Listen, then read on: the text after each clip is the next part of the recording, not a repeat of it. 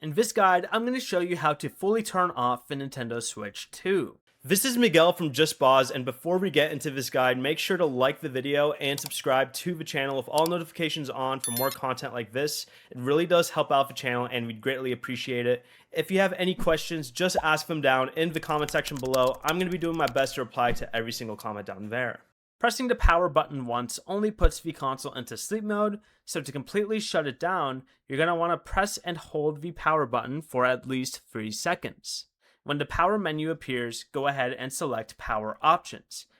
Now you can select the power off option right here. Your Switch 2 will then completely shut down instead of remaining in sleep mode. Wait until the screen is completely black before removing a microSD express card or storing the console for an extended period. To turn the Switch 2 back on, simply just press the power button once.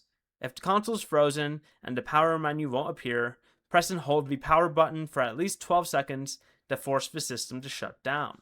Before you leave, remember to like the video and subscribe to the channel with all notifications on for more content like this. It really does help out the channel and we'd greatly appreciate it. And if you did have any questions, just ask them down in the comment section below. I'm going to be doing my best to reply to every single comment down there. Peace.